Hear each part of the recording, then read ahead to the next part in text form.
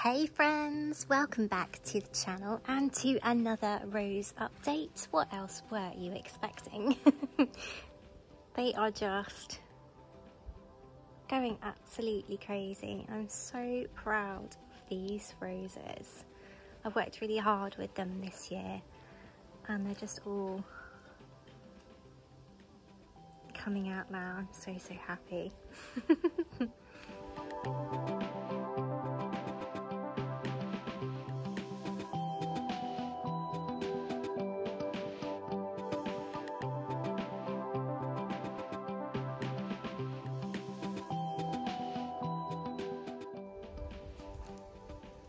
Hello friends, welcome back to the channel. Evelyn here as always, and welcome back to the garden once again and to another beautiful day.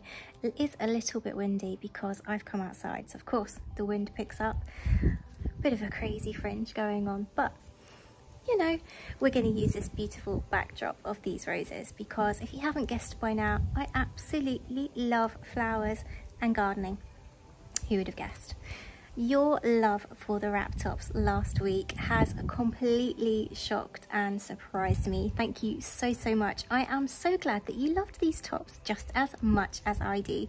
As you can see, they are fast becoming a new staple in my very own me-made wardrobe. This week, we're going to continue adding to that new vintage inspired wardrobe. We're going to turn our attention to trousers. So if you haven't already made your own trouser block to your measurements, get making one of those. There's a card above and the link is also in the description box below. Grab your trouser block, some pattern paper and markers, and let's get creating some capri pants that are inspired by the wonderful Marilyn Monroe herself. Let's get making. Second take. Getting better. Hey Luna. Hey. It's no secret how much I adore Marilyn Monroe, her story, her movies and her style, and she's known for having the most incredible film star wardrobe, which has been in the spotlight even more recently. But she also had incredible style away from the movie cameras, and one staple of her personal wardrobe was tailored capri and ankle-length trousers. Simple, slim leg, tailored pants with single darts and a zip in the back that Marilyn has been captured in many times, even rolling up the bottoms for a more casual feel. Casual and comfy, yet effortlessly elegant. They really sum up her personal style. So let's create our own.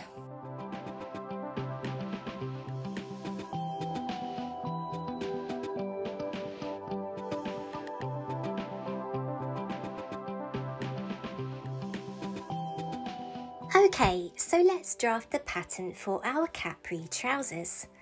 The first thing I've done is simply trace my standard trouser block, and you'll find the link to do so in the description box below.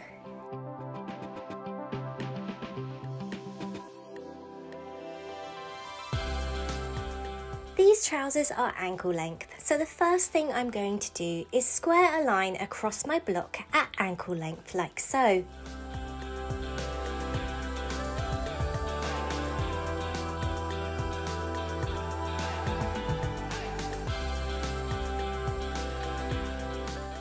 Working on the front first, the first thing I'm going to do is square a line from the base of my dart to that new hemline, forming a guideline for pressing a crease into the front of the trousers.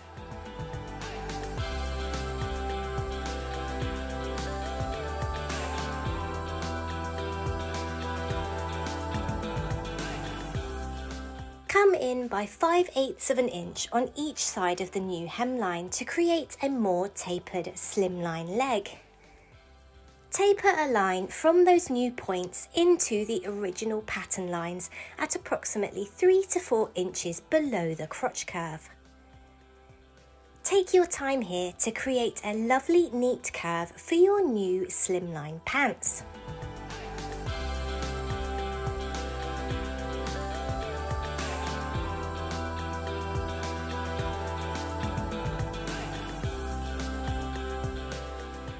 that is our front pattern complete. Now onto the back. For the back, I'm going to convert these 2 darts into one, beginning by making a mark in the approximate centre between the 2 darts. Just like with the front, I'm going to square a line down from that mark to the hemline, creating the back crease guideline. I'm then going to block the width of both of the darts onto this new line to create one single dart.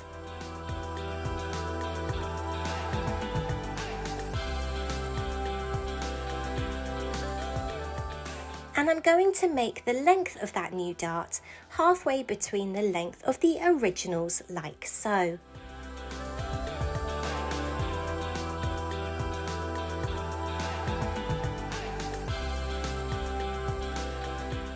Once again, I'm going to come in by 5/8 of an inch either side of the hemline, tapering from these points up into the original pattern line 3 to 4 inches below the crotch line.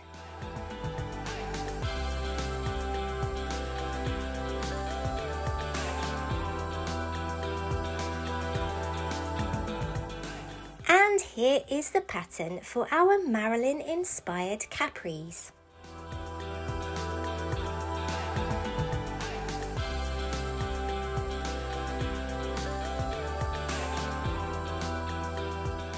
To construct our Monroe capris, start by sewing the darts in the front and back pattern pieces.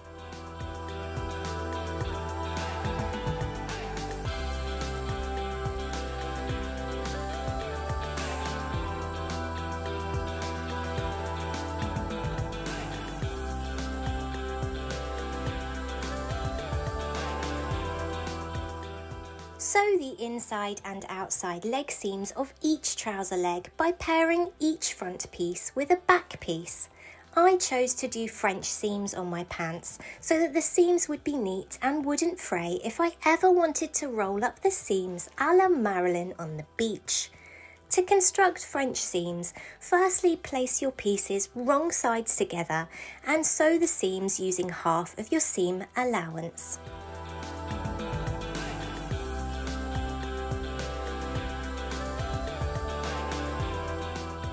Trim the seam allowances to 1/8 of an inch and then turn the garment so that the right sides are now facing each other, and stitch the inside and outside leg seams once more, catching the raw edge of the first seams inside this new seam, again using half of your seam allowance.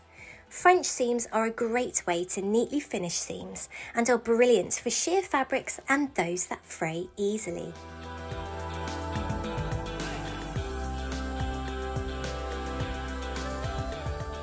Because this fabric does fray easily, I also went ahead and zigzag stitched the length of the crotch curve on each of my leg pieces too.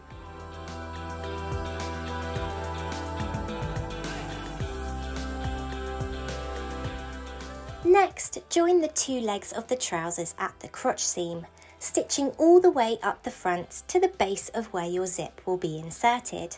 I used an 8-inch zip for my trousers. My favourite way to sew a crotch seam is to place one leg inside the other leg right sides together. It makes pinning and sewing this seam so much easier, and as you know, I'm all about ease and accessibility here on the channel.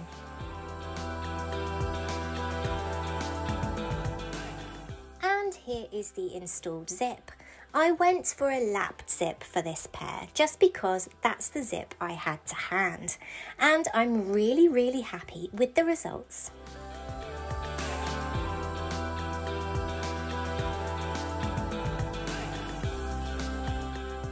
Then it's time to attach the waistband, firstly to the raw top edge of the trousers by machine, then folding the waistband to the inside of the garment and hand stitching in place, concealing the raw edge inside the waistband. For a great tutorial and an in-depth look at waistbands, be sure to check out the Legally Blonde video. Lastly, it's time to hem your trousers. I did so by folding up the hemline twice at 1/2 inch and neatly top stitching in place.